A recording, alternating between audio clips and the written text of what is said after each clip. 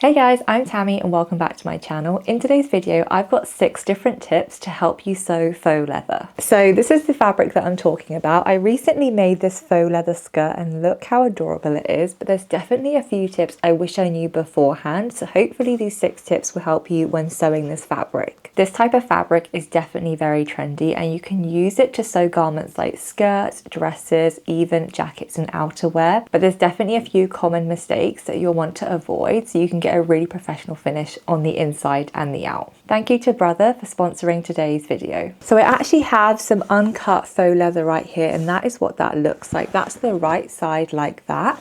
And then if I turn it around, the wrong side looks like that. The first tip to sewing faux leather is not to use any pins. So usually when you're sewing, you're going to be using pins to help hold the fabric in place before you sew a seam. And on 9 times out of 10, a lot of fabrics, this will always work really well, but you don't want to use pins for leather. What I recommend instead is using clips like these. This is like a little plastic clip and it basically opens up, and that's what you use to hold the seam together. The reason why you don't want to use pins is because it will leave a permanent hole in the fabric. So when you take the pin out, you'll actually see holes left in the fabric, and unless you're pinning within the seam allowance, I definitely don't recommend doing this. But personally, I find when you use things like clips, they're able to help you hold bigger, chunkier seams together without it ruining or coming apart. I personally actually always sew now using clips because I prefer holding them. I find pins really fiddly. One thing I also want to bear in mind, if you are using clips, again, you want to make sure you're clipping it within the seam allowance, because even the pressure from the actual clip of it holding the fabric, that can still leave a bit of a dent on the leather. So definitely put it within the seam allowance. If you are also going to want to mark anything on the wrong side or the right side of the fabric, I recommend using something like chalk instead of a heat erasable pen, because it'll be really hard to get rid of if you do mark on the right side of the fabric. So using something like this just means you'll be able to rub it away with your finger really easily. My second tip for sewing leather is to test your seams first. So like with any fabric that you might be new to sewing, I always recommend getting some scrap piece of fabric of the same fabric you're using and sew a test seam to make sure you can see how it's going to handle and behave with your sewing machine. So this is a scrap piece of fabric that I have right here. This is a faux leather, and you can see I test sewed a seam right here, which is a flat felled seam.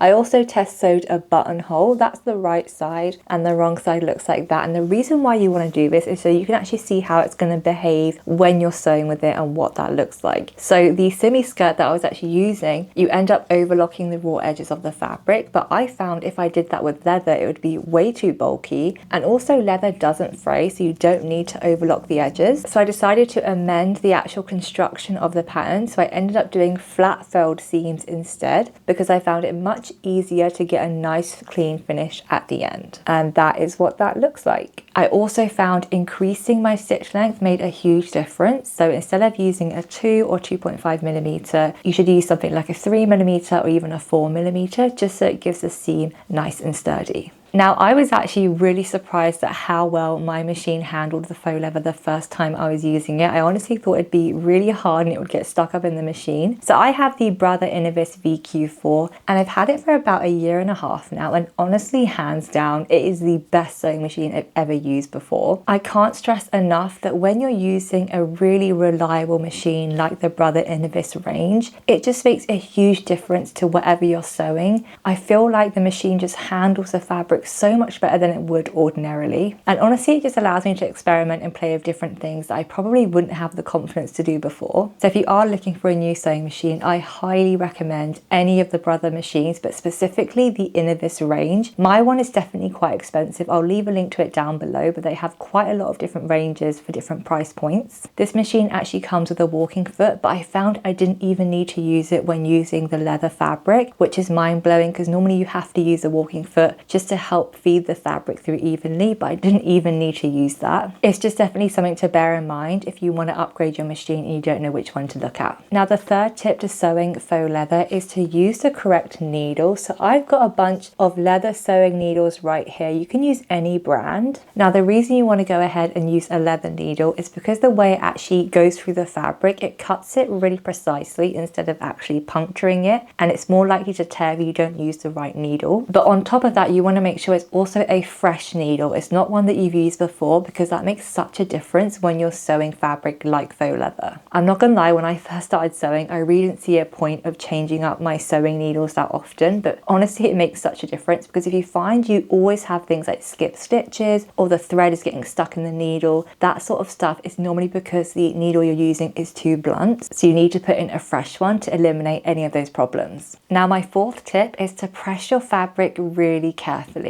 If you use the wrong iron settings on faux leather, it can actually melt it or even burn it. So it's really important to play around with the settings on your iron. So the first thing you want to make sure you're doing is using a really low temperature and something with very little steam. I also like to use something like a pressing cloth over the faux leather, just so I'm not actually touching the iron directly on the leather, and I have something in between it to help capture any steam. Now you can buy pressing cloths. This one I've had for quite a while now. It's just an offcut of linen, and I ended up overlocking all the edges, and I just put this directly on top to help protect any fabric that I'm working on that might be more delicate. But personally, I found when I was actually sewing the skirt, it was really hard to still get crisp, clean lines when you're using an iron. So that's why I ended up opting and changing my seams. So for example, right here, you can see on the skirt, I did a flat felled seam all along the sides and the center back. And that just means when I'm wearing it, that seam naturally will help the fabric lie flat when it's against your body.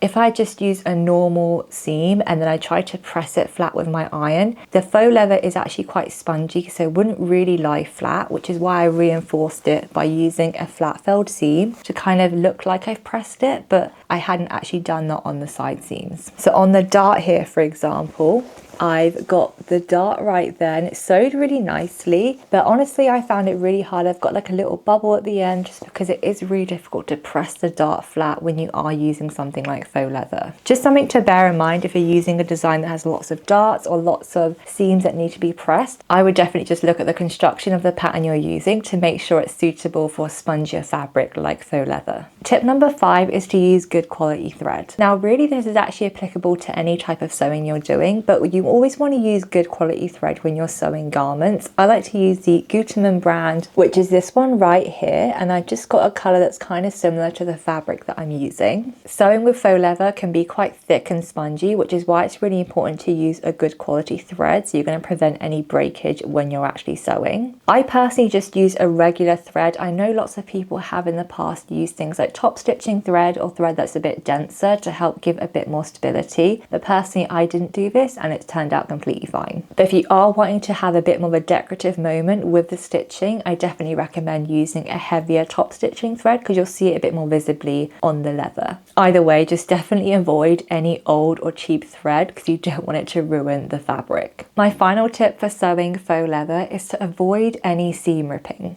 Now, we all know mistakes happen all the time and that's totally normal in your sewing process, but I would definitely recommend to take your time when sewing faux leather, because if you make a mistake and you try to use a seam ripper to take out the thread, it will actually leave holes in the fabric. I'll show you what I mean because I did actually make a mistake on this skirt. So right here at the bottom, hopefully you can see I sewed right here that flat felled seam, but in the middle of the fabric there, that seam, you can see those holes, and that's where I made a mistake and I ended up seam ripping that section out, but you can see the holes are still there and that won't disappear. That's what I mean by avoid seam ripping as much as possible, because you won't be able to get rid of those holes once the needles actually punctured the leather. If this does happen, obviously it's not the end of the world, it's just something to bear in mind. So do things like take your time when sewing, make sure you plan ahead and you know what the construction method is going to be like. And even little things like increasing your seam allowance makes a big difference. So when I was sewing the Simi skirt, I had to increase the seam allowance to 5/8 of an inch to help create a flat felled seam. But specifically when I sewed that first seam with the holes in, I'd sewn it at 1/2 an inch at the bottom, and then I realized, oh, I need to add a bit extra to make sure I could fold over the seam to make the flat felled section, which is why I had to seam rip that out. But but that's just something that I could have totally just avoided if I planned ahead and made sure that I remembered the seam allowance is going to increase for me. One thing as well, if you are sewing a flat felled seam, which I completely forgot to do, is not to cut into your notches. So at the side seam of my skirt, I have notches that I normally cut. If you're sewing a flat felled seam, you don't want to cut your notches, because then when you fold the fabric over, you'll end up having not enough to create that fold and make sure you conceal the cut notch. Something to bear in mind, but it's something that I completely forgot to do until I was sewing. I hope those 6 tips help you when you're sewing faux leather. It's something I've always wanted to try, but honestly I've been really scared to do it, and it is definitely better than I thought it would be. Personally, I just found that the leather is definitely trickier to sew, it's definitely trickier to handle, but it does create a really nice finish. Definitely let me know down in the comments if you've ever sewed with faux leather and if you have any tips that I forgot to talk about. Am I going to make something with faux leather again? Probably. I really want to make the Hobo bag pattern that I have in faux leather, because I definitely have enough to make that as well. It's definitely a really fun thing to try working with a fabric you've never worked with before and push your skills to challenge yourself. If you have any other fabric you'd love for me to try and give some recommendations and tips with working on them, definitely let me know down in the comments, and I'll see you in the next one.